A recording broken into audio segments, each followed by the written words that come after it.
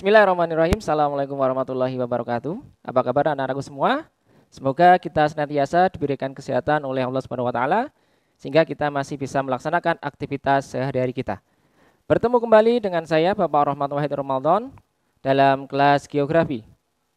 Anak-anakku semuanya, pada pertemuan kali ini kita akan membahas materi KD 4 kelas 11 IPS kaitannya dengan ketahanan pangan dan energi. Untuk selanjutnya, kita akan simak penjelasan berikut. Anak-anak semuanya, mari kita simak penjelasan berikut.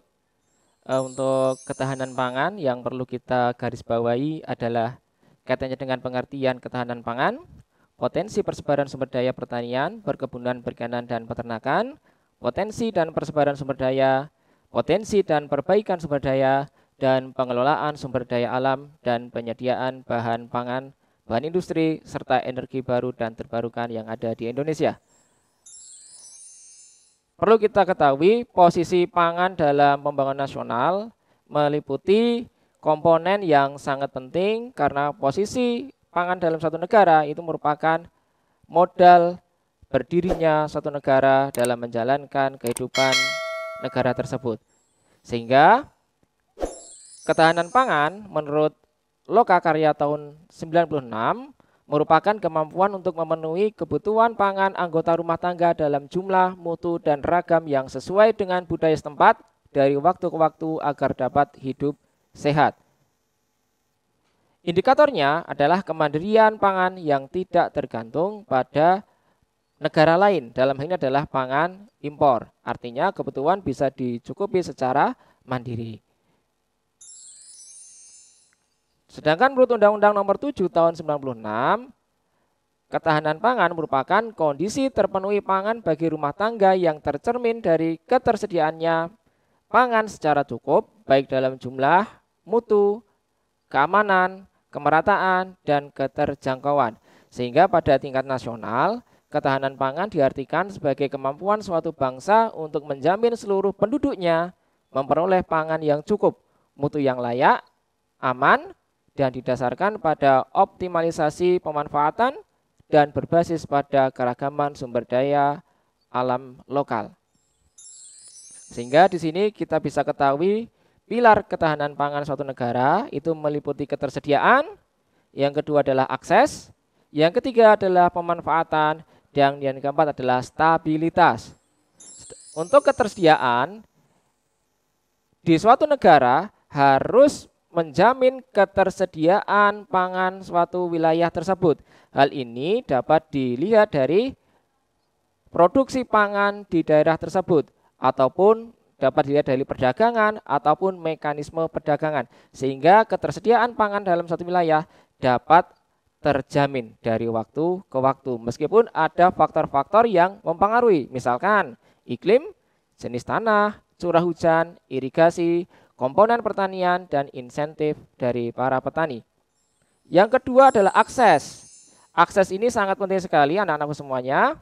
Akses dapat berpengaruh terhadap ketahanan pangan.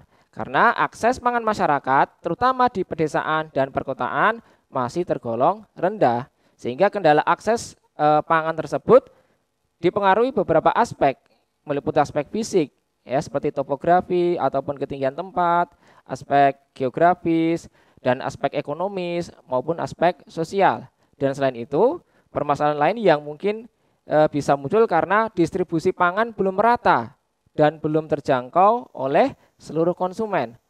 Hari ini mungkin dipengaruhi oleh infrastruktur seperti jalan raya ataupun akses menuju wilayah tersebut masih belum bisa dijangkau untuk kendaraan roda 4 dan sebagainya.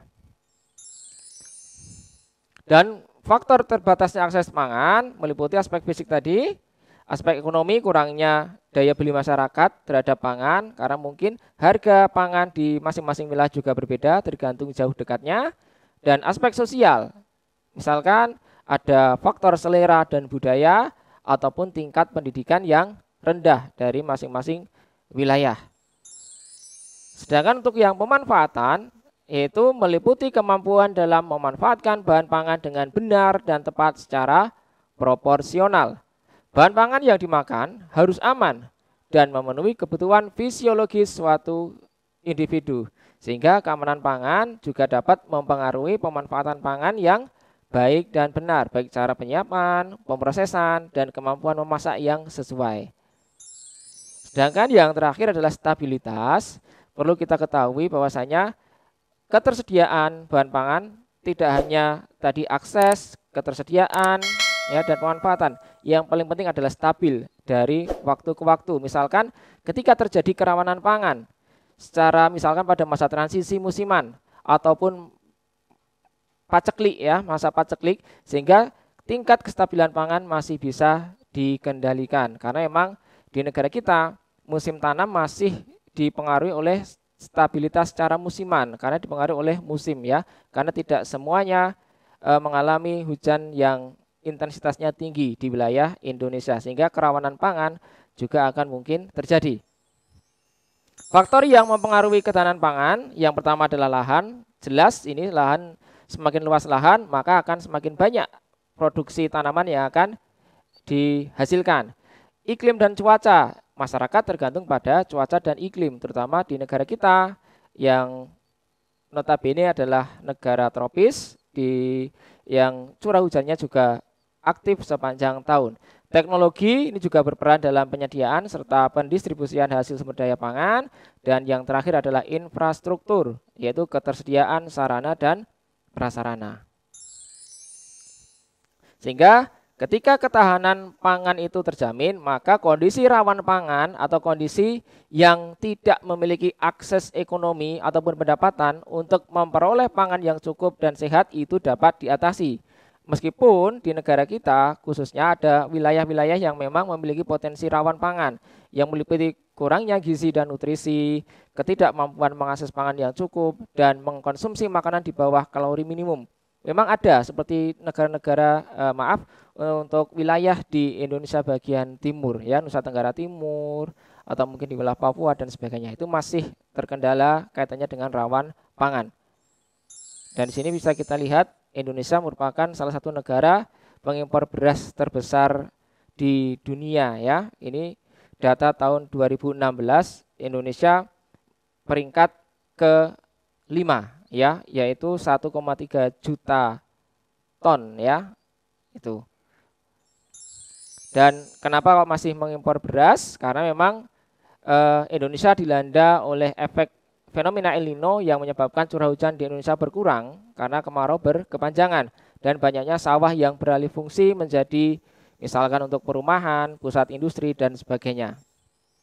Sehingga bisa dilihat kerentanan terhadap kerawanan pangan, kita bisa lihat yang berwarna merah ini adalah wilayah yang rentan terhadap kerawanan pangan, ya, seperti Nusa Tenggara Timur, Papua, ya kan, di Nias dan di Melawai dan sebagainya.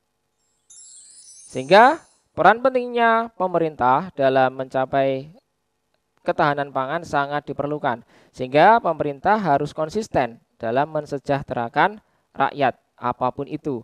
Dan yang kedua, pemerintah harus memperluas lahan dan meningkatkan usaha tani untuk produksi pangan. Dalam hal ini adalah ekstensifikasi pertanian, yaitu memperluas lahan pertanian. Yang ketiga, diversifikasi usaha dan penganekaragaman pangan. Misal padi, jagung, ubi kayu, ubi jalar, atau mungkin bisa diselingi, ya, dengan kacang hijau atau mungkin dengan kedelai dan sebagainya. Sehingga hasil produksi pangan tidak hanya misalkan dalam satu sektor saja, misalkan untuk padi saja ataupun jagung saja. Dan yang keempat, menjamin ketersediaan benih untuk jenis tanaman pangan unggulan, sehingga ini bibit unggul yang mungkin bisa tahan terhadap hama penyakit atau mungkin hasilnya bisa lebih banyak dan sebagainya.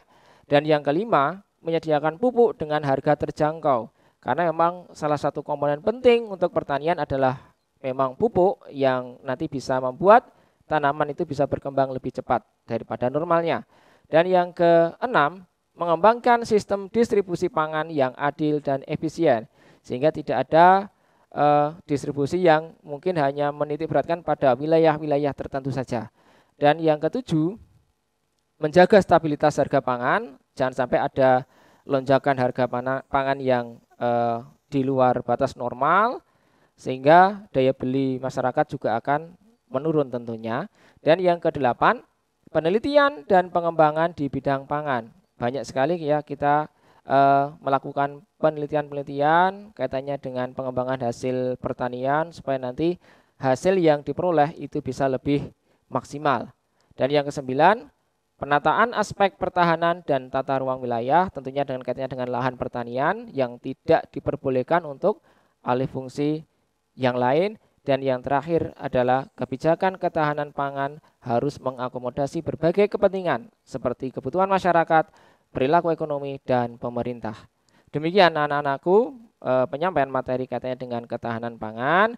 Untuk lebih jelasnya bisa kalian lihat di modul kalian ataupun buku-buku paket kalian sehingga dapat lebih memperdalam kaitannya dengan materi ketahanan pangan. Demikian penyampaian dari saya. Apabila ada salahnya saya mohon maaf. Assalamualaikum warahmatullahi wabarakatuh.